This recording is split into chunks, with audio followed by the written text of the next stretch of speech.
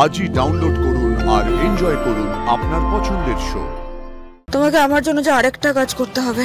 আসি, আমার শরীরটা বড্ড খারাপ লাগছে রে। আসি রে। স্যার আমাকে না এক্ষুনি যেতে হবে, খুব আর্জেন্ট। আমি এসে বলছি আপনাকে। হ্যাঁ, আসি। তোমার ফেক ক্যান্সারের চিকিৎসার জন্য আরশির আসল টাকা জোগাড় করা হয়ে গেছে। আরে ম্যাডাম, আমি জানতাম ও আমাকে কিছুতেই ফেরাতে পারবে না। আরে এতদিনের রেখে থাক।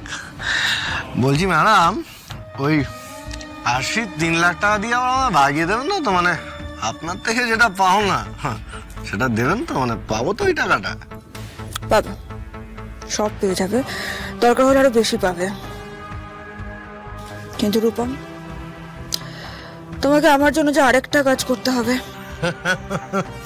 বলুন না ম্যাডাম, বলুন কি করতে হবে, শুধু বলুন। যা বলবেন ফাটিয়ে করে দেবো। শুধু আপনার ওই টাকার সাপ্লাইটা যেন বন্ধ না হয় ম্যাডাম। হ্যাঁ, তাহলে কি বলুন তো, টাকার জন্যই তো এই লাইনে এসেছি।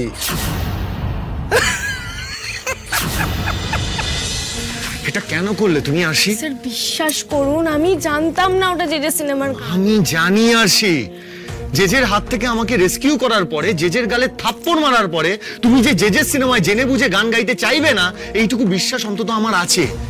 কিন্তু আমার প্রশ্নটা অন্য জায়গায়। তুমি লুকিয়ে গান গাইতে গেলে কেন?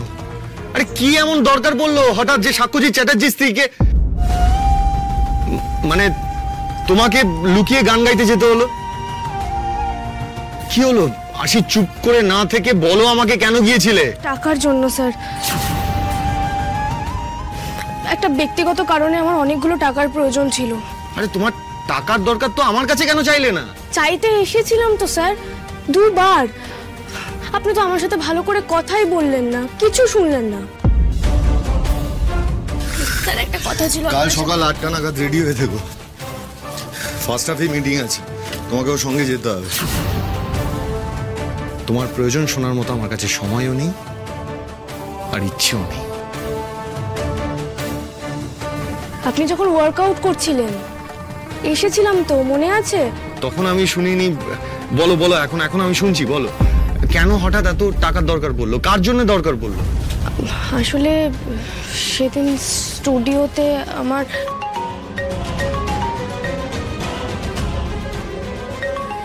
এক মিনিট স্যার। হ্যালো আসি রে। আসি, আমার শরীরটা বড্ড খারাপ লাগছে রে। আমার মনে হচ্ছে আমি আর বাঁচবো না রে। আসছি, একবার আসতে পারবি? আসি, আসি রে। হ্যালো হ্যালো, কি হয়েছে আশি? কে ফোন করেছে? স্যার স্যার আমাকে না এক্ষুনি যেতে হবে, খুব আর্জেন্ট। আমি এসে বলছি আপনাকে। হ্যাঁ আশি, আরে কে ডাকলো তোমায় যে তোমায় একেবারে দৌড়ে চলে যেতে হলো? আমাকে ঠিক করে বলেও যেতে পারলে না তুমি? ছেলেটার কোনো ওয়্যার অ্যাবাউটস জানি না, কি ব্যাকগ্রাউন্ড কিচ্ছু জানা নেই। ছেলেটা আশি আমাকে না জানিয়ে কোন কনফিডেন্সে এত রাতে ওর সাথে দেখা করতে চলে গেল? আর এমন কি ব্যাপার যে ও ডাকলেই ছুটে চলে যেতে হবে?